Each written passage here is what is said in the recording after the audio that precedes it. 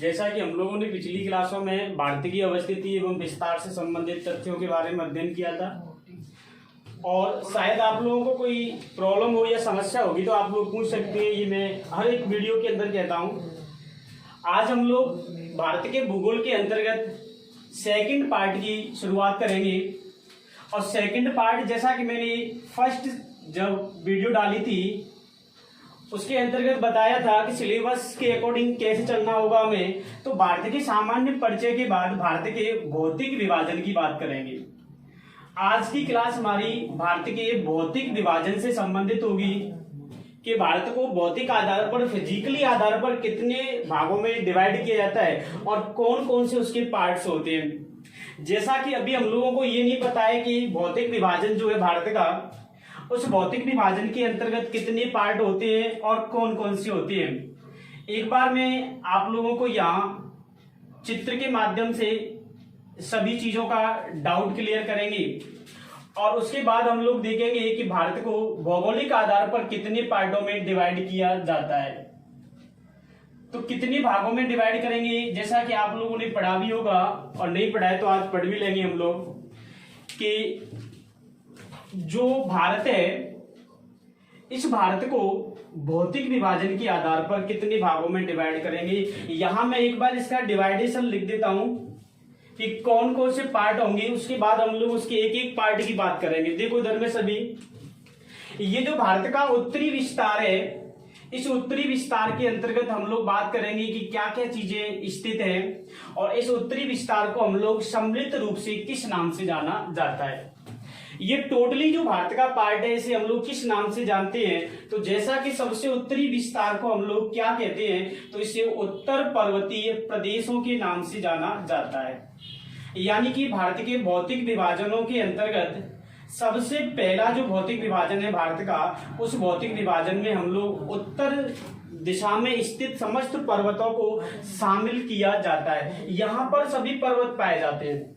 जो भारत का उत्तरी विस्तार है उसके अंदर टोटल पर्वत पाए जाते हैं, तो यहाँ पर्वतों की बात करेंगे। इसके बाद देखो, जस्ट हम लोग इसके नीचे की बात करें तो उत्तर भारत के पर्वतीय प्रदेशों के अंतर्गत कई सारी नदियों का प्रवाह क्षेत्र पाया जाता है। नदी का मतलब क्या है कि यहां से होकर के अधिकांश भारत की नदियां इस उत्तर पर्वतीय प्रदेशों की तलहटियों में प्रवाहित होती हैं, या उत्तर पर्वतीय प्रदेशों में स्थित ग्लेशियरों से निकल के और ये मध्य भारत में क्या होंगी, प्रवाहित होती है। इन सभी नदियों के द्वारा भारत के अंदर एक उत्तर भारत का विशाल मैदान का निर्माण किया जाता है। यानी कि सबसे पहले हम लोगों ने बात करी थी कि सबसे उत्तर में पर्वत हैं, उसके बाद क्या होंगे, मैदान होंगे। अब जब हम लोग मैदानों की बात कर रहे हैं कि यहाँ ये सब मैदान हैं, तो एक बात यहाँ और हम लोग कर लेते हैं कि इन मैदानों को किस नाम से जानते हैं। तो आपने पढ़ा होगा कि एक मैदान है जिसे हम लोग क्या कहते हैं, तो उसे गंगा ब्रह्मपुत्र का मैदान। यानी कि इन दोनों नदियों के मध्य का जितना भी मैदानी क्षेत्र है, उसी के अंतर्गत हम लोग उत्तर भारत का विशाल मैदान पढ़ेंगे। इसके अलावा भी कई सारे मैदान पाए जाते हैं, जैसे आप लोगों ने पढ़ा होगा रोपड़ के मैदान सतलज नदी के द्वारा पंजाब में निर्माण होता है। इसके अलावा पंचनद की जो शाखा है सिंधु की, इस पंचनद की शाखा में भी कई सारे मैदान पाए जाते हैं, उनकी भी हम लोग बात करेंगे। पंचनद के बाद और कौन से मैदानी क्षेत्र होते हैं, यहाँ मैं आपको ये सारी चीजें पढ़ाऊंगा। वो चीजें आज हम लोग देख रहे हैं कि उत्तर भारत के विशाल मैदान में क्या पढ़ना है क्या नहीं पढ़ना है, ये सारी चीजें। तो देखो, पंचनद की शाखा और कौन सा होगा, तो एक आप लोगों ने पढ़ा होगा गंगा यमुना दोआब। यहाँ पर आप लोग जैसा कि कमेंट कर रहे हैं कि सर दोआब क्या होता है, तो इस दोआब को ध्यान में रखते हुए मैं आपको बता देता हूं कि किन्हीं भी दो नदियों के मध्य का क्षेत्र, किन्हीं भी दो नदियों के मध्य का क्षेत्र जो होता है, उसी को प्यारे बच्चों क्या कहते हैं, तो उसी को हम लोग दोआब कहते हैं। क्या कहा जाता है, दोआब कहा जाता है। इसके बाद देखो तीसरा पार्ट, इसकी हम लोग बात करें। तीसरे पार्ट में हम लोग ये भारत जो दिख रहा है, इस भारत की बात करेंगे। ये जो टोटली भारत है, इस भारत को किस नाम से जाना जाता है, तो इसको हम लोग सम्मिलित रूप से क्या कहते हैं, तो इसका तीसरा भौतिक विभाजन देख लो। पहला भौतिक विभाजन हुआ उत्तर पर्वतीय प्रदेश, दूसरा भौतिक विभाजन हुआ उत्तर भारत के विशाल मैदान। तीसरा क्या हो जाएगा, तो इसे कहते हैं हम लोग भारत का प्रायद्वीपीय पठार। तीसरा भौतिक विभाजन क्या होगा, प्रायद्वीपीय पठार। और जैसा कि मैंने प्रायद्वीप के बारे में बताया भी था कि ऐसा स्थलीय भाग जो तीन ओर से किससे घिरा हो बेटा, तो तीन ओर से किससे घिरा होना चाहिए, अरब सागर से। जो चीज पढ़ा दी है ना उसका तो नाम लेते ही आपका कमेंट आना चाहिए, जिससे कि ऐसा लगे कि हाँ आप लोग बिल्कुल सीरियस होके पढ़ रहे हैं। तो अरब सागर, और इधर में किससे घिरा था, ये बंगाल की खाड़ी। यानी कि जो भाग तीन ओर से किससे घिरा होगा, तो तीन ओर से जल से घिरा होगा, उसी को हम लोग क्या कहते हैं, प्रायद्वीप। तो ये दक्षिण का प्रायद्वीप होगा तीसरा पार्ट हमारा भौतिक विभाजनों के अंतर्गत। आगे अगर हम लोग बात करें तो चौथे पार्ट की जब हम लोग बात करेंगे इसका, तो चौथा पार्ट इसी में एक बार और देखते हैं हम लोग। ये जो क्षेत्र आपको दिखाई दे रहा है ये मैंने अभी छोड़ दिया था। इसके छोड़ने के पीछे क्या कारण है वो भी देखते हैं हम लोग। ये प्रायद्वीपीय भाग में शामिल नहीं होता है, बट इसको शामिल करते हैं तो क्या कहलाता है ये देख लो। इनको हम लोग कहते हैं भारत के तटीय क्षेत्र। भाई तटीय सीमाएं पढ़ी, अरे पढ़ी कि नहीं। तटीय सीमाओं में हम लोगों ने देखा था कि भारत के कुछ राज्य अरब सागर से लगाते हैं, कुछ बंगाल की खाड़ी से। यहाँ तटीय प्रदेशों की या क्षेत्र की बात करेंगे तो यार ये तटीय प्रदेश कितने प्रकार के होंगे, आंसर आएगा सर दो प्रकार के। कितने प्रकार के होंगे, दो प्रकार के। अब देखो दो प्रकार के तटीय प्रदेशों में एक आपने पढ़ा होगा पश्चिमी घाट, एक आपने पढ़ा होगा पूर्वी घाट। यानी कि भारत के चार भौतिक प्रदेश हो गए। सवाल पूछेगा कि भारत को कुल कितने भौतिक प्रदेशों में विभाजित किया जाता है, अभी तो चार हुए। पहला उत्तर पर्वतीय प्रदेश, नेक्स्ट उत्तर का विशाल मैदान, प्रायद्वीपीय पठार और तटीय प्रदेश। पांचवा भौतिक विभाजन कौन सा होगा, तो पांचवा भौतिक विभाजन की हम लोग बात करें तो पांचवें भौतिक विभाजन में कुछ द्वीप समूह ऐसे हैं जो अरब सागर में स्थित हैं, कुछ द्वीप समूह ऐसे हैं जो बंगाल की खाड़ी में स्थित हैं। तो इन द्वीपों को भी हम लोग पांचवें भाग में रखेंगे, और पांचवें भाग में रखेंगे तो क्या कहलाएंगे भाई ये, तो अगला जो पार्ट होगा इसके भौतिक विभाजन का वह कौन सा होगा, तो आंसर होगा द्वीपीय प्रदेश। कौन सा होगा, द्वीपीय प्रदेश होगा। अब हम लोग देखेंगे कि द्वीपीय प्रदेश भी कितने प्रकार के हैं, तो आप चित्र में देख सकते हैं दो प्रकार के। पहला कौन सा होगा कि सर आंसर होगा अरब सागर के द्वीप। पहला कौन सा होगा, अरब सागर के द्वीप। और आपने पढ़ा है कि अरब सागर के द्वीपों में मुख्य द्वीप जो है उसे हम लोग किस नाम से जानते हैं, तो आंसर होगा लक्षद्वीप। सेकंड कौन से होंगे, तो सेकंड भी आपको यहां याद रखना है कि अगले जो होंगे वो कौन से हो जाएंगे, बंगाल की खाड़ी के। और याद होगा कि बंगाल की खाड़ी के जो द्वीप हैं, इन द्वीपों के अंतर्गत सबसे प्रमुख द्वीप जो है उसका नाम क्या है, तो उसका नाम है अंडमान निकोबार।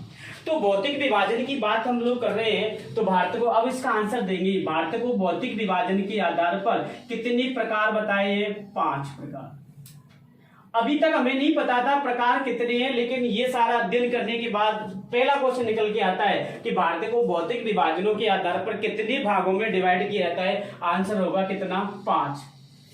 सबसे उत्तर में फैले हुए भौतिक क्षेत्र को उत्तर पर्वतीय प्रदेश। अभी मैं इसमें से एक एक उठा करके पहले इसको हम लोग पढ़ेंगे, पहले इसका ट्रीटमेंट करेंगे, फिर इसका। अभी सभी को मैं नेक्स्ट अभी कंटिन्यू रखूंगा। दूसरा जो होगा वो उत्तर भारत के विशाल मैदान, तीसरा जो होगा वो प्रायद्वीपीय पठार, चौथा जो होगा वो तटीय प्रदेश, और पांचवा होगा वो द्वीपीय प्रदेश। तो ये भौतिक आधार पर 5 पार्ट हो जाते हैं। और एक बार आप लोग इसका स्क्रीनशॉट ले सकते हैं, और लिखना चाहते हैं तो लिख भी दें, तो लिख भी सकते हैं आप लोग, है ना। तो आप लोगों को ये ध्यान रखना है। तो ये हमारा भौतिक विभाजन थे 5 प्रकार के। तो आप लोगों ने इसका स्क्रीनशॉट ले भी लिया होगा या फिर लिख लिया होगा। आगे यदि मैं बात करूं तो आगे हम लोग इसमें से भौतिक विभाजन में से एक एक पार्ट को पढ़ेंगे। जैसा कि सबसे पहला पार्ट जो होगा वो कौन सा होगा, तो वो उत्तर पर्वतीय प्रदेश। अभी आज का जो हमारा क्लास होगा उसमें मैं सिर्फ आप लोगों को उत्तर पर भारत के भौतिक विभाजन जो हैं इन सभी के पार्ट्स बताऊंगा। पार्ट्स का मतलब क्या होगा, देखो कुछ सवाल ऐसे होते हैं जो नॉर्मल से आते हैं, तो उनके लिए मैं पहले जैसे अभी चित्र बनाया 5 प्रकार थे उसके। अब इसमें से हम लोग एक एक प्रकार की बात करते हैं। तो पहला प्रकार क्या था भाई, तो पहला प्रकार था जिसे हम लोग क्या कहते हैं, उत्तर पर्वतीय प्रदेश। पहला प्रकार है जिसका नाम क्या होगा, उत्तर पर्वतीय प्रदेश। और उत्तर पर्वतीय प्रदेश के अंतर्गत हम अगर बात करें तो इसमें भी क्या आता है भाई, तो इसमें भी भारत के अंदर जो आता है वो क्या आएगा मेरे प्यारे बच्चों, तो वो आएगा हिमालय। क्या आएगा इसके अंतर्गत, तो इसके अंतर्गत आएगा हिमालय। यानी कि अगर उत्तर पर्वतीय प्रदेशों की बात करें तो उत्तर पर्वतीय प्रदेशों में हिमालय को शामिल किया जाता है। जैसे कहते हैं ना कि अगर रास्ते की फिक्र होती, अगर रास्ते की फिक्र होती तो नशा वर्दी का नहीं होता, और यदि मरने का डर होता तो सपना सेना में जाने का नहीं होता। तो इसी की आधार पर आप लोग एक बार जुनून से सभी कमेंट में जय हिंद लिख के और अपनी याददाश्त को फिर से इधर ही लाएंगे हिमालय की तरफ। तो कुछ चीजें ऐसी होती है कि अगर आप लोगों ने ठान ही लिया है कि पेपर क्वालिफाई होना है तो फिर सारी चीजें एक साइड और हमारी पढ़ाई क्या होगी एक साइड, जैसा कि अभी मैं आपको बताऊंगा भी। तो यहां हम लोग बात कर रहे हैं किसकी, हिमालय की। और हिमालय के अंतर्गत देखो क्या होगा, तो हिमालय का भी हम लोग अगर विभाजन की बात करें तो इसका भी विभाजन 2 आधारों पर किया जाता है। पहला आधार देखो, अगर मैं पहले आधार की बात करूं तो इसमें आधार लिया जाता है ऊंचाई के आधार पर। एक विभाजन होगा हिमालय का ऊंचाई के आधार पर, और यदि दूसरे विभाजन की बात करें तो दूसरा विभाजन जो होगा वो क्या होगा, तो वो दूसरा विभाजन होगा क्षेत्रीयता के आधार पर। अरे क्षेत्रीयता का आधार भी कह सकता है और आपसे ये भी कह सकता है कि क्षेत्रीय विभाजन किसका, हिमालय का। हिमालय की यदि हम ऊंचाई के आधार पर बात करें तो ऊंचाई के आधार पर भी इसको हम लोग कई सारे पार्ट्स में डिवाइड करते हैं। देखो काफी सारे क्वेश्चन आपके इसी चित्र के माध्यम से सॉल्व हो जाएंगे, बहुत सारे डाउट्स। पढ़ाई तो बाद में स्टार्ट होगी, अभी तो मैं ये सिर्फ आपको भौतिक विभाजन की बेसिक सी जो जानकारियां हैं, जो हमारी बेसिक नॉलेज होती है उसी में कमी होती है, उसी को मैं पहले यहाँ आपको उपलब्ध करा रहा हूं। उसके बाद हमें सारी चीजें फैक्चुअल पढ़नी है हिमालय के अंतर्गत। देखो पहला पार्ट क्या होगा, तो पहले पार्ट को हम लोग कहते हैं ट्रांस हिमालय। अरे हिमालय का सबसे उत्तरी विस्तार कौन सा हिमालय कहलाता है, ट्रांस हिमालय। पहला पार्ट हुआ ट्रांस हिमालय। यदि हम लोग आगे की बात करें तो दूसरा पार्ट क्या होगा इसका, वो भी देख लेते हैं। सेकंड पार्ट जो होता है इसका वो क्या होगा मेरे भाई, तो वो होगा महान हिमालय। कौन सा हिमालय होगा, महान हिमालय। यानी कि दूसरा पार्ट जो है उसे क्या कहेंगे हम लोग, तो उसे कहते हैं ग्रेट हिमालय। तीसरे पार्ट की यदि हम लोग बात करें तो तीसरा पार्ट इसका क्या कहलाएगा, तो तीसरा पार्ट कहलाएगा लघु हिमालय। और लघु हिमालय को ही हम लोग क्या कहेंगे, तो लघु हिमालय को स्मॉल हिमालय के नाम से भी जानते हैं। इंग्लिश में भी मैं लिख देता हूं कुछ कुछ चीजों को, क्योंकि बहुत से शब्द ऐसे होते हैं जैसे अभी यहाँ इतना इंपॉर्टेंस नहीं है कि हिंदी वर्ड्स कम पूछे जाते हैं, इंग्लिश वर्ड्स ज्यादा यूज होते हैं, चाहे आप हिंदी में एग्जाम दो चाहे इंग्लिश में। जैसे आपने पढ़ा है ना वायुमंडल की पढ़ते हैं, वो कभी हिंदी में नहीं पूछता है, क्षोमंडल वगैरह कभी नहीं पूछेगा। अधिकांश सवाल जो आते हैं वो कैसे आएंगे, स्ट्रेटोस्फीयर, ट्रोपोस्फीयर, यानी कि उसका इंग्लिश उच्चारण आपसे पूछता है। तो यहाँ देखो ऊंचाई के आधार पर। अब देखो लास्ट पार्ट कौन सा होगा, तो लास्ट पार्ट जो होगा वो क्या होगा, तो उसको कहते हैं हम लोग शिवालिक। क्या कहा जाएगा, शिवालिक। तो सवाल यहां साधारण सा बनके तैयार हुआ कि ऊंचाई के आधार पर हिमालय के कितने प्रकार हैं, तो आपका आंसर हुआ 4। भौतिक विभाजन के आधार पर भारत को कितने भागों में बांटा, 5 भागों में। हिमालय को ऊंचाई के आधार पर कितने भागों में बांटा, 4 भागों में। यहां पहले मैं इसी का पूरा विस्तार पढ़ा देता हूं, उसके बाद क्षेत्रीय आधार की बात करेंगे। देखो ट्रांस हिमालय को भी हम लोग आगे चल के कई सारे पार्ट्स में डिवाइड कर सकते हैं। जैसे सबसे उत्तर में इसका जो विस्तार है वह क्या कहलाता है, तो वो क्या कहलाएगा भाई, तो वो कहलाएगा काराकोरम पर्वत। यानी कि हिमालय के सबसे उत्तरी पर्वत जो है वो कौन से पर्वत होंगे, तो आंसर आना चाहिए कौन सा होगा, काराकोरम पर्वत। देखो काराकोरम पर्वत जो है यह भारत का सबसे उच्चतम बिंदु पर स्थित पर्वत श्रेणी है। और ये काराकोरम की बात अभी हम लोग ट्रांस हिमालय में करेंगे कि काराकोरम में सियाचिन ग्लेशियर या फिर काराकोरम दर्रे, ये भारत के उच्चतम जो स्थान है ना वो काराकोरम के अंतर्गत के आते हैं, क्योंकि ये हिमालय का सबसे ऊंचा भाग है। काराकोरम के बाद देखो दूसरी पर्वत श्रेणी कौन सी होगी, तो काराकोरम के बाद आती है वो कौन सी होगी प्यारे बच्चों, तो वो होगी लद्दाख। लद्दाख पर्वत श्रेणी।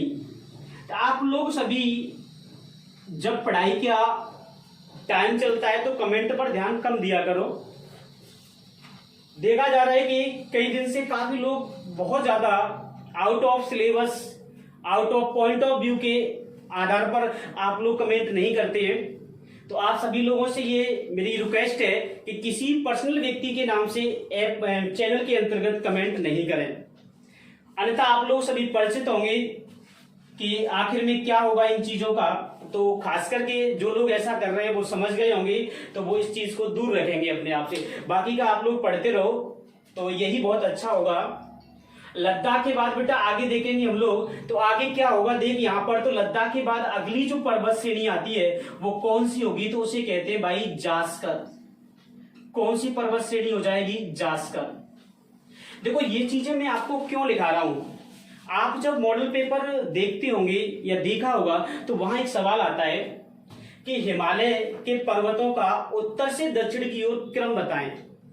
अब क्रम कैसे हो सकता है वो क्रम में ट्रांस हिमालय, महान हिमालय, लघु हिमालय और शिवालिक का प्रयोग कर सकता है। तो सबसे पहले आंसर क्या होगा, ट्रांस हिमालय सबसे उत्तर में, फिर महान, लघु और शिवालिक। मान लो ये ऑप्शन में नहीं है तो फिर ये जिनका यूज कर सकता है। सबसे उत्तर में कौन सी होगी, काराकोरम, उसके बाद लद्दाख और उसके बाद कौन सी होगी, जास्कर। जास्कर के बाद क्या आएगा, महान हिमालय।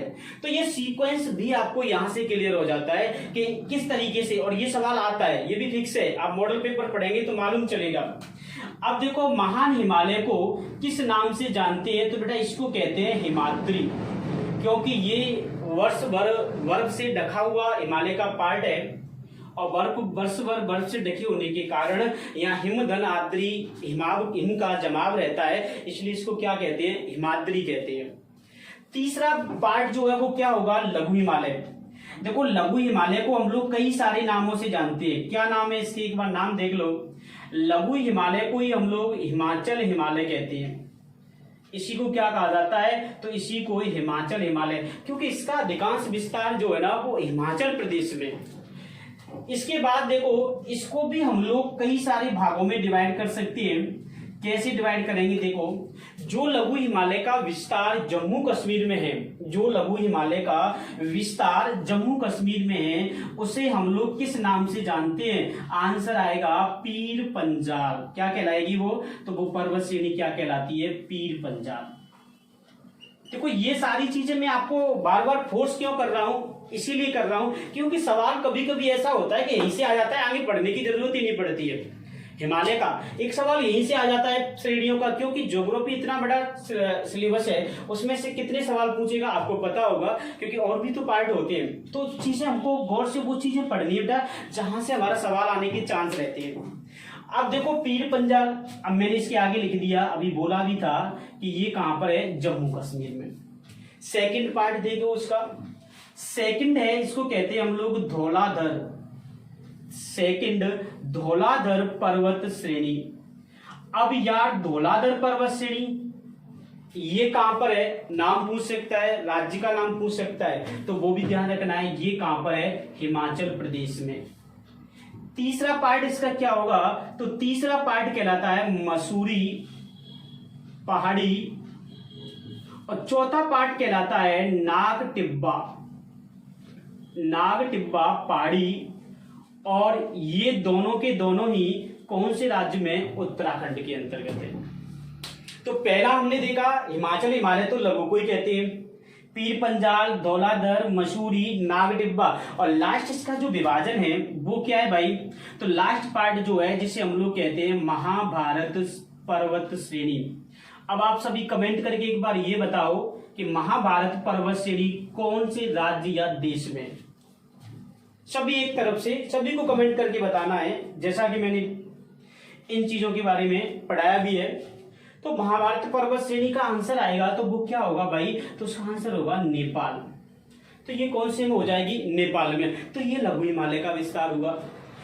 अगला पार्ट देखो क्या है, शिवालिक। शिवालिक को क्या कहते हैं भाई, तो देखो शिवालिक, शिवालिक कह लो या इसी को उप हिमालय कह लो, क्या कह सकते हैं इसको, उप हिमालय के नाम से भी जाना जाता है। इसके भी दो पार्ट हैं।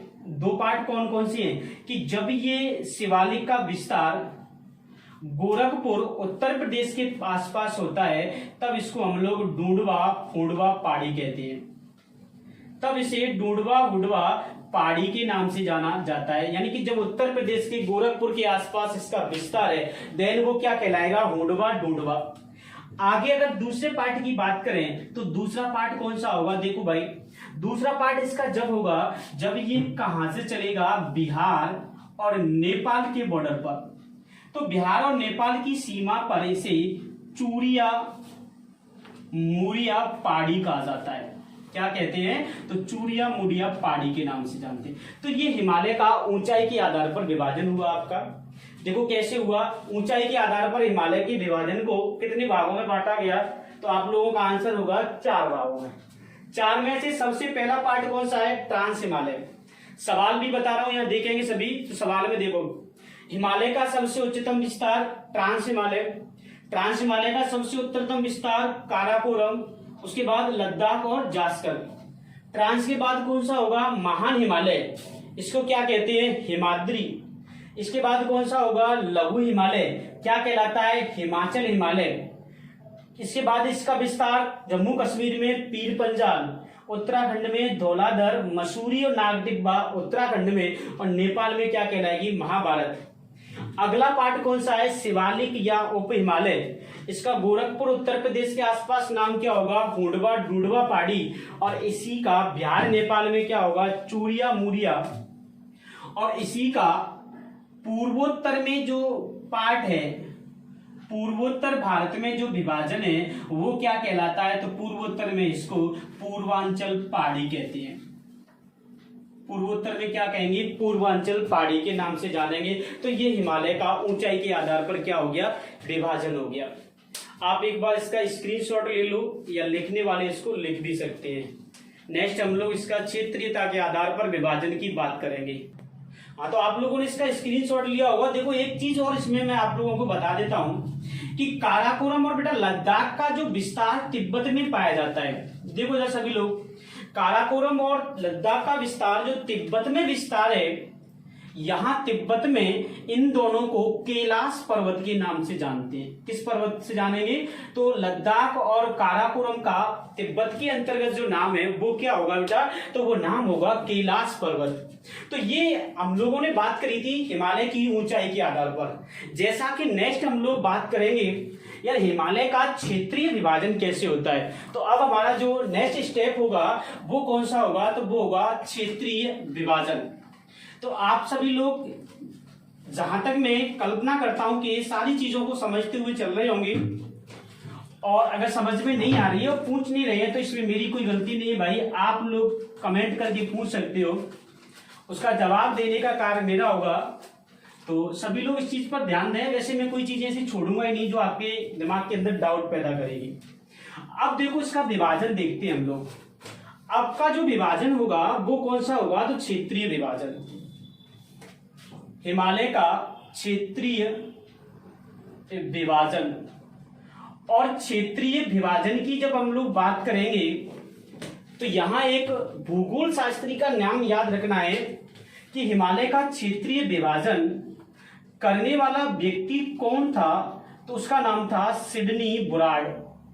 सिडनी बुराड नाम के भूगोल शास्त्री थे जिनके द्वारा हिमालय का क्षेत्रीय विभाजन किया गया। और इन्होंने सर्वप्रथम बताया कि हिमालय को क्षेत्रीय आधार पर भी विभाजित किया जाता है। और क्षेत्रीय विभाजन के आधार पर इन्होंने हिमालय के कितने प्रकार बताए, तो इन्होंने हिमालय के कितने प्रकार बताए भाई, तो इन्होंने 4 प्रकार बताए। अब ये 4 कौन कौन से हैं उसकी हम लोग बात करें तो देखेंगे इधर सभी लोग। पहला हिमालय जो है जिसे हम लोग क्या नाम देते हैं, तो वो हिमालय होगा कश्मीर हिमालय। सबसे पहला क्षेत्रीय विभाजन इसका जो था उसमें पहले भाग को कश्मीर हिमालय कहते हैं। और देखो भाई, कश्मीर हिमालय का विस्तार सिंधु से और सतलज के मध्य, सिंधु से सतलज के मध्य पाया जाता है। यानी कि यहां से एक बात क्लियर होनी चाहिए कि सिंधु नदी से सतलज नदी के मध्य जो भी हिमालय का पार्ट है उसे हम लोग कश्मीर हिमालय कहते हैं। और इस कश्मीर हिमालय को भी जम्मू हिमालय और हिमाचल हिमालय में डिवाइड कर सकते हैं, लेकिन क्षेत्रीय आधार पर सिर्फ कश्मीर हिमालय याद रखना है। सेकंड पॉइंट देखो, अगला हिमालय जो होगा वो कौन सा हिमालय है, तो वो हिमालय है कुमाऊं हिमालय। कौन सा हिमालय होगा, तो अगला हिमालय हो जाएगा कुमाऊं हिमालय। अब कुमाऊं हिमालय का विस्तार, तो इसका विस्तार देखो कौन सी नदी पर समाप्त हुआ था, सतलज। तो सतलज से तो इसका स्टार्ट होगा, तो यहां मैं लिख सकता हूं कि सतलज नदी से, कौन सी नदी से, सतलज नदी से। और कौन सी नदी के मध्य, तो नेक्स्ट आपको याद रखनी है, तो सतलज से काली नदी के मध्य का जो हिमालय है के मध्य के हिमालय को किस नाम से जाना जाता है, तो वहां आंसर होगा कुमाऊं हिमालय। कौन सा हिमालय होगा, कुमाऊं हिमालय। सिंधु से सतलज के मध्य कश्मीर, सतलज से काली के मध्य कुमाऊं। आगे अगर मैं बात करूं तो आगे कौन सा होगा, आंसर होगा आपका नेपाल। कौन सा हो जाएगा, तो अगला पार्ट होगा नेपाल हिमालय। और नेपाल हिमालय का विस्तार की बात करें तो इसका विस्तार, इसका कहां खत्म हुआ, काली नदी पर। तो इसकी शुरुआत कहां से होगी, काली नदी से। देखो इसका जहां एंड हुआ वहां से इसकी शुरुआत हो रही है, इसका जहां एंड हुआ वहां से इसकी शुरुआत हो रही है। तो कह सकते हैं कि ये जो हिमालय है उसकी शुरुआत कहां से होगी, तो प्यारे बच्चों इसकी शुरुआत कहां से होगी, काली नदी से। किस नदी से होगी, काली नदी से। और काली नदी से कहां तक जाएगा, तो एक नदी पढ़ेंगे अपन लोग, कौन सी नदी, तिस्ता नदी। तो काली से तिस्ता नदी के मध्य ये सिक्किम से निकलती है। तो ये काली से तिस्ता के मध्य का जो टोटल हिमालय है उसे क्षेत्रीय आधार पर नेपाल हिमालय, क्योंकि इसका अधिकांश भाग जो है वो कहां पड़ता है, नेपाल के अंतर्गत। अगला पार्ट हम लोग चौथा इसका विभाजन की बात करें तो देखो, पहला विभाजन हुआ कश्मीर, दूसरा विभाजन हुआ कुमाऊं, तीसरा विभाजन हुआ नेपाल, और चौथे विभाजन की यदि मैं बात करूं तो चौथा विभाजन क्या होगा, तो चौथा विभाजन होगा मेरे प्यारे बच्चों असम हिमालय। कौन सा होगा, असम हिमालय। और इस असम हिमालय की यदि हम लोग बात करें तो देखो ये कहां पर एंड हो रहा है, तिस्ता नदी पर। तो आपको ये कहना है कि सर इसका जो विस्तार स्टार्ट होगा वह विस्तार कहां से होगा, तिस्ता नदी से। और कहां तक जाएगा, तो आप लोगों ने पढ़ा होगा कि भारत के सबसे पूर्व में कौन सी नदी बहती है, तो भारत के सबसे पूर्व में कौन सी नदी बहती है, तो तुरंत आंसर होना चाहिए कौन सी होगी, ब्रह्मपुत्र। तो तिस्ता नदी से ब्रह्मपुत्र नदी के मध्य का जो हिमालय है उसी हिमालय को हम असम हिमालय। तो क्षेत्रीय आधार पर विभाजन करने वाला व्यक्ति पूछेगा सिडनी ब्राड, कितने प्रकार बताने, 4। पहला कौन सा बताओगे, कश्मीर हिमालय, सिंधु से सतलज, सिंधु से सतलज। दूसरा हिमालय कुमाऊं हिमालय, सतलज से काली नदी। तीसरा हिमालय नेपाल हिमालय, काली से तिस्ता नदी। और चौथा असम हिमालय और तिस्ता नदी से ब्रह्मपुत्र नदी। तो ये हिमालय का विभाजन था, जिस विभाजन में हम लोगों ने 2 चीजों की बात करी थी, ऊंचाई और क्षेत्रीय आधार पर। नेक्स्ट हम लोग सेकंड पार्ट की बात करेंगे अभी, कि भौतिक विभाजन का सेकंड पार्ट जो था वो था उत्तर भारत के विशाल मैदान। एक बार आप इसका स्क्रीनशॉट ले लो, उसके बाद मैं कंटिन्यू क्लास को करूंगा। तो आप लोगों ने जहां तक है स्क्रीनशॉट ले लिया होगा, तो हम आगे बढ़ते हैं। इसके बाद देखो आगे हमको क्या ध्यान रखना है, आगे आपको ये ध्यान रखना है कि अगला जो इसका भौतिक विभाजन है, उस भौतिक विभाजन में हम लोगों ने अभी बात करी थी उत्तर भारत के विशाल मैदान। और उत्तर भारत के विशाल मैदानों में एक बार याद करो कि मैंने कुछ विशाल मैदान भी लिखाए थे कि जो उत्तर भारत के विशाल मैदान है, उत्तर भारत के विशाल मैदान, तो यहां हम लोगों को याद क्या रखना है। देखो पहला सवाल निकल के आता है कि इन विशाल मैदानों का निर्माण किसके द्वारा होता है। तो यार इसका आंसर तो पहले ही मिल चुका है यार, इनका निर्माण तो आपका आंसर होगा नदियों के द्वारा। किसके द्वारा? नदियों के द्वारा। किसका होगा? विशाल मैदानों का। जैसा कि अभी हम लोगों ने पढ़ा था कि कुछ विशेष प्रकार के विशाल मैदान पाए जाते हैं। जैसे मैंने अभी आपको पहला बताया था गंगा ब्रह्मपुत्र का मैदान। आप लोग पढ़ने की आदत इसी तरीके से डालेंगे, भाई चित्र पढ़ा करो, क्योंकि आप किताबें पढ़ते हैं, किताब याद नहीं होती है, लेकिन टीवी का जब सीरियल देखते हैं तो उसके स्टेप याद हो जाते हैं। इसका कारण पता है क्या होता है कि जहां पर भी हमारे दृश्य और श्रव्य दोनों इंद्रियां काम करती हैं, दोनों चीजें अपनी एक्टिव होती हैं, तो वह चीज लॉन्ग टाइम के लिए अपने मानसिक पटल पर स्टोर हो जाती है। और जब लॉन्ग टाइम के लिए स्टोर होगी तो वह चीज स्थायी रूप धारण कर लेती है। यदि केवल सुन के पढ़ा जाए और आप उसके बारे में देखेंगे नहीं, तो ये चीज भी स्थायी रूप धारण कर भी सकती है और नहीं भी कर सकती है। यदि मैं आपको सिर्फ चित्र दिखाऊं, उसके बारे में लेक्चर न बताऊं न समझाऊं, तब भी वो चीज आप स्थायी रूप से अपने मानसिक पटल पर नहीं रख सकते हैं। तो ये चीजें होती है कि आपको दोनों का प्रयोग करना है, और दोनों का प्रयोग जब करते हैं तो बेस्ट एग्जांपल मैंने अभी बताया था कि आप पिक्चर को देख सकते हैं, वहां सीन दिखता भी है और सीन में जो एक्टिव होता है वह व्यक्ति क्रिया भी करता है, तो वो चीज हम लोग काफी लंबे समय तक याद रख सकते हैं। तो यही फंडा हम क्यों न अपनी बुक्स के लिए अपनाएं। तो अपने हाथ से चित्र बना करके, जैसा मैं बताता रहता हूं कि कोई भी टॉपिक पढ़ना है तो उस टॉपिक के बारे में आपको बस नाम लिख लेना है। मैंने ये काफी बार बताया भी है। जैसे मान लो आज आपका शाम का टॉपिक है कि सर मुझे क्या पढ़ना है, अकबर पढ़ना है, तो बस बीच को कॉपी में इस तरीके से अकबर बना दो। सोई जैसे आपने जगे और जगने के बाद एक पेज पर अकबर बना दिया, एक पेज पर ज्योग्राफी का कोई भी टॉपिक बना सकते हैं, एक पर हिस्ट्री का और एक पॉलिटिकल का। अब आपको करना क्या है कि दिन भर ये देखना है कि अकबर से संबंधित कितनी चीजें मुझ पर आती हैं, उन सभी चीजों को यहां लिख दो इस तरीके से। और नहीं आती है तो किताब पढ़ के, अब जब ये चित्र बनेगा ना तो ये चित्र इतना बेनिफिशियल होगा कि आप इसको रिवाइज बहुत जल्दी कर सकते हैं और तथ्य पूरे मिल जाएंगे। क्योंकि आपको ये तो पता है ना कि आप लिखित परीक्षा तो नहीं दे रहे हैं, और लिखित परीक्षा नहीं दे रहे हैं तो हमारे पास सिर्फ एक फैक्ट होने चाहिए। तो फैक्ट को प्राप्त करने का ये भी तरीका होता है। अब हम लोग बात करेंगे तो गंगा ब्रह्मपुत्र का विशाल मैदान। अगला मैंने आपको बताया था रोपड़ के मैदान। नेक्स्ट बताया था गंगा यमुना का दोआब। अगला इसके बाद हम लोग देखेंगे तो पंचनद की नदियों का दोआब। ये सभी दोआब या क्षेत्र जो है इसी को उत्तर भारत की विशाल। इसके अलावा विशेष प्रकार के और भी आपने पढ़े होंगे, जैसे तराई के मैदान। कौन से मैदान है? तराई के मैदान। शिवालिक पढ़ेंगे तब ये आएगा। तराई के बाद अगला होता है भाबर के मैदान। तो ये सभी मैदान मिलकर के प्यारे बच्चों क्या बनाते हैं? तो आंसर होगा कि ये सर उत्तर भारत के विशाल मैदान के बारे में बताने का कार्य करते हैं। आगे अगर हम लोग इसके तीसरे पार्ट की बात करें तो तीसरा पार्ट क्या होगा? देखो भाई, तीसरा पार्ट मैंने बताया था आपको प्रायद्वीपीय पठार। क्या बताया था?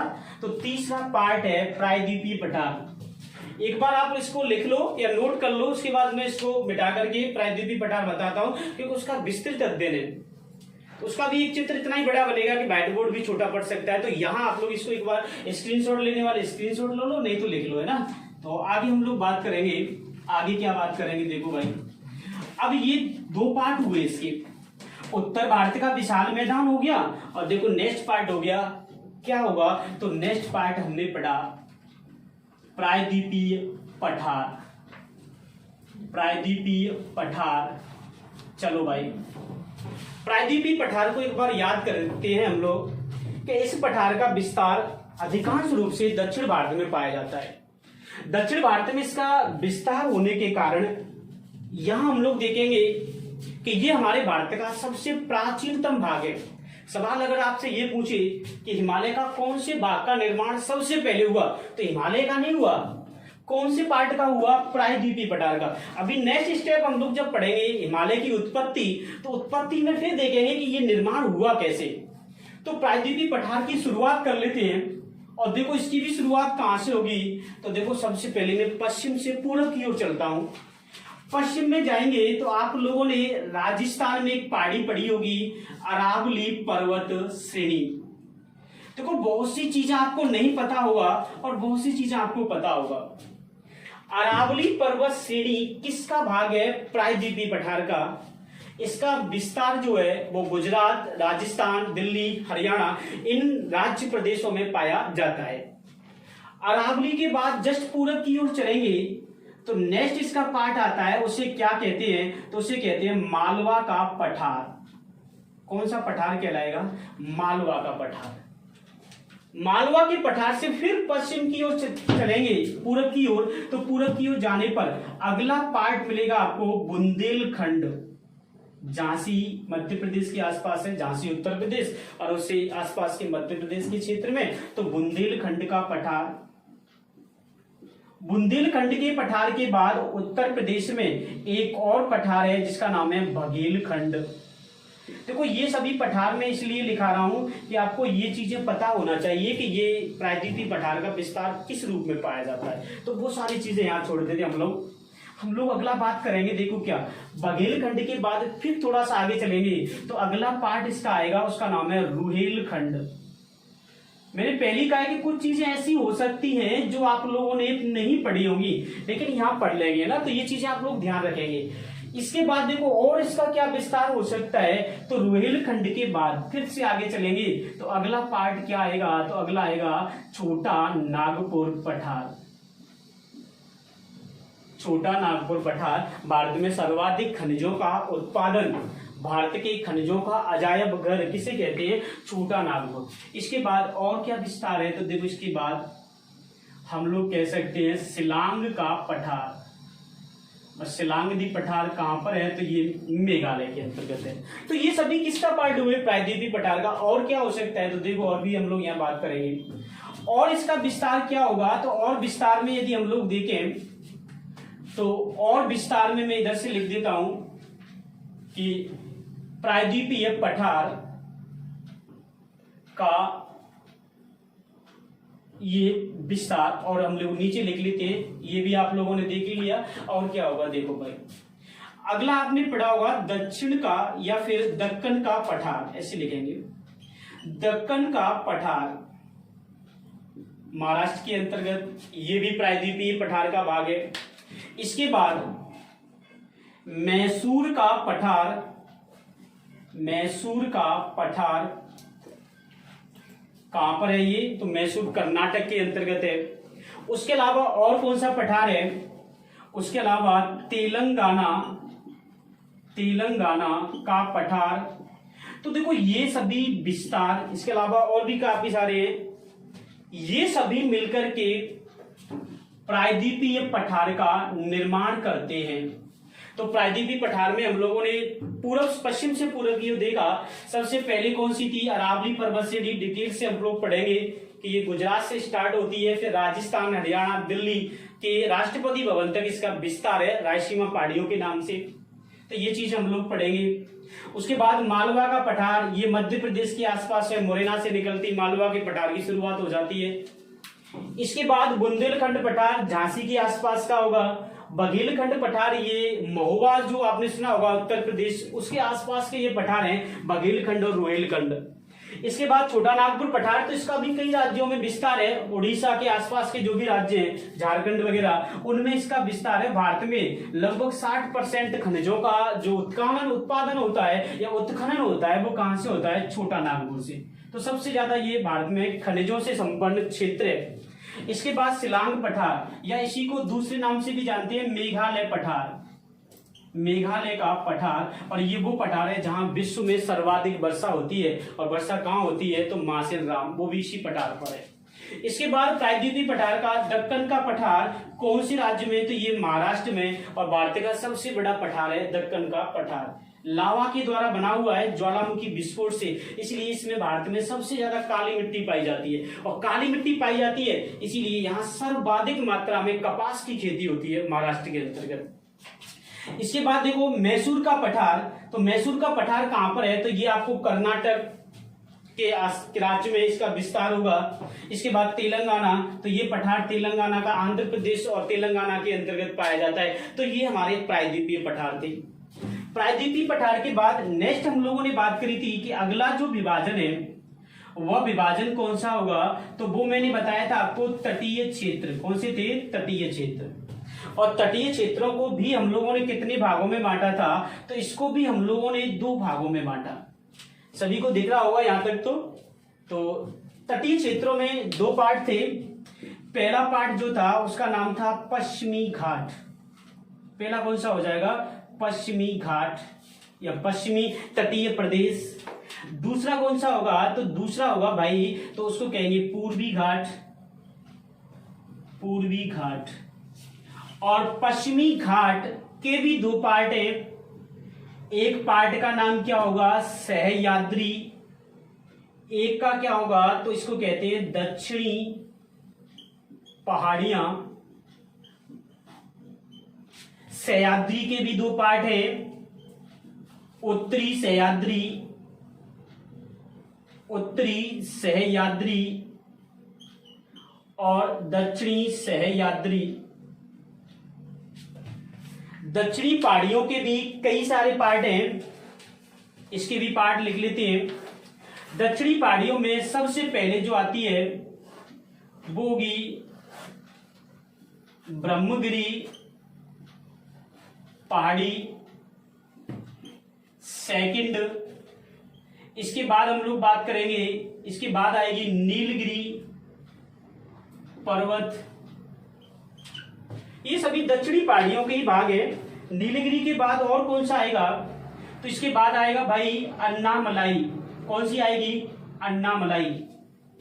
ये भी अन्नामलाई की पहाड़ी भी दक्षिणी पहाड़ियों में। और सबसे बाद में जो आएगी वो कौन सी होगी? तो इसके बाद होगी इलायची की पहाड़ी, इलायची पहाड़ियां। तो ये सभी पार्ट थे किसके? भौतिक विभाजन के। तो ये तीसरा था। ये चौथा भौतिक विभाजन हुआ तटीय प्रदेश। 2 प्रकार की बात करी हम लोगों ने, एक किया पश्चिमी घाट और एक किया कौन सा? पूर्वी घाट। जैसे आप लोगों ने सुना होगा कि कुएं में पानी सभी पौधों को समान मिलता है, लेकिन फिर भी करेला कड़वा होता है, गन्ना मीठा होता है। इसी प्रकार धरती पे मनुष्य सभी समान होते हैं, अंतर सिर्फ उसके संस्कार का होता है। किसका होता है? संस्कार का। क्योंकि मनुष्य सब एक समान है। जब पैदा होता है तो उसके अंदर कोई मतभेद नहीं होता है। तो यहाँ याद रखना है कि जब कुएं से पानी छोड़ते हैं तो सभी फसलों को समान मिलता है। तो मैं जो पढ़ा रहा हूं वो आप जितने भी देख रहे हैं उनको सबको समान मिलेगा, लेकिन अंतर क्या होगा? तो इसमें से कुछ तो जैसे कि फल, जैसे हम लोगों ने पौधे देखे थे कि करेला कड़वा होता है, ऐसे आप में कुछ ऐसे होंगे जो गलत रास्तों पर जाओगे, कुछ ऐसे होंगे जिसको पढ़ करके और एक अच्छी सी लाइफ सेटलमेंट करेंगे। लेकिन चीजें सब यही है। कोई भी टीचर पढ़ाता है तो समस्त स्टूडेंट को समान चीजें देता है, तो उसमें से कुछ ही सफल होते हैं। उसी बात पे मैंने ये 4 लाइनें आपको बताई थी, तो ध्यान रखेंगे इन चीजों का। तो ये हमारे भारत का भौतिक विभाजन था, प्रायद्वीपीय पठार और तटीय प्रदेश। और 5वां जो पार्ट था वो 5वां पार्ट कौन सा था? ये देखो भाई, 5वां पार्ट था जिसको हम लोगों ने नाम दिया था द्वीपीय प्रदेश। द्वीपीय प्रदेश। भारत में 247 टोटल द्वीप हैं, जिसमें से एक पार्ट लक्षद्वीप, एक पार्ट अंडमान निकोबार और लक्षद्वीप 43, अंडमान निकोबार 204 द्वीप पाए जाते हैं। लक्षद्वीप, अरब सागर, लक्षद्वीप कहाँ मिलेगा? तो लक्षद्वीप अरब सागर में और अंडमान निकोबार बंगाल की खाड़ी। ये सारी चीजें मैंने इसलिए बताई कि आप लोग बार बार क्वेश्चन नहीं पढ़ेंगे कि सर पढ़ना क्या है। इतना सारा पढ़ लिया ना तो भौतिक विभाजन से मैं गारंटी के साथ कहता हूं सवाल छूटेगा नहीं। और वो भी कैसे पढ़ना है, ऐसे नहीं कि पढ़ लिया सर पढ़ लिया भाई, बिल्कुल एकदम से तन मन तो और धन से पढ़ना है आपको, तभी आप लोग सक्सेस होंगे ना।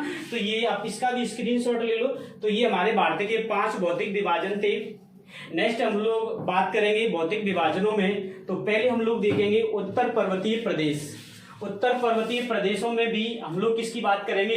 तो वहां हम लोग हिमालय की, तो जो कल की क्लास होगी हमारी वो हिमालय की उत्पत्ति से संबंधित होगी कि हिमालय की उत्पत्ति कैसे हुई।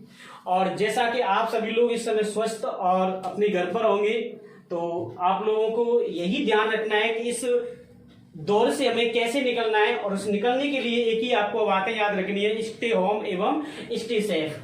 तो आपको यदि ये वीडियो अच्छा लग रहा हो तो आप लोग इसको लाइक शेयर सब्सक्राइब जो कर सकते हैं वो करें, और अच्छा नहीं लग रहा है तो प्यारे बच्चों डिसलाइक भी कर सकते हैं ना।